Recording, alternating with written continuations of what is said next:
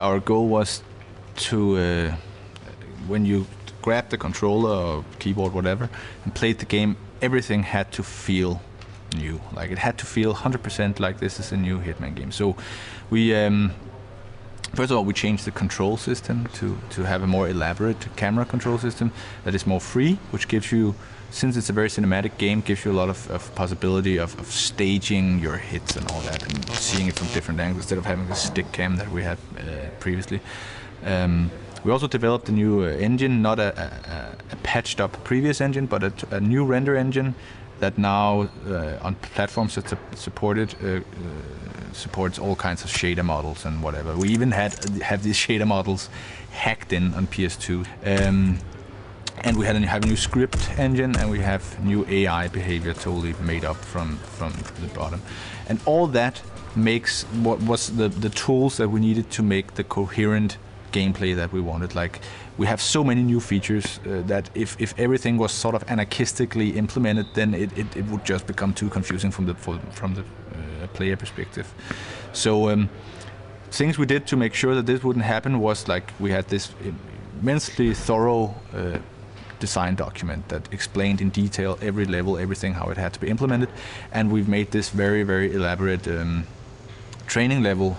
We did some training levels on previous games, but they were like, yeah, take this, play around with it, and see if you can figure it out. But right now we have like a linear, very opposite to the game, a very linear progressing level, which is entertaining and very nicely looking, that takes you through all the things that you can do in the game. So when you start the first actual open-ended level, you'll have this, huge set of tricks that you can play around with and figure out how it actually works when you're not doing it in a controlled environment.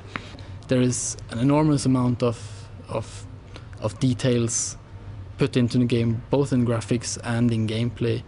I mean, the gameplay programmers and the scripters have put in lots of extra little details in how the NPCs react to certain things that happens on the level, or they will do things on their own. I mean, the whole, if you just stand still in Hitman and look on the map, you'll see that all the characters are actually moving about, even though you're on a totally different location in the level. So they will do whatever they do, regardless of you being there or not. The thing is that since we changed a lot of our core technology, it has freed up, actually freed up some room for the script and for the AI, which has enabled us to do more on the same platforms, to push both the PS2 and the Xbox even more to the limit of what they can do. We provide something that on the surface might look easy, but in reality might not be. So it's very much up to the player how they want to go about fulfilling the mission, accomplishing the mission.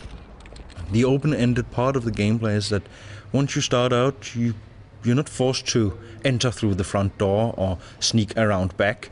You can decide what you want to do. You can hang back for a while,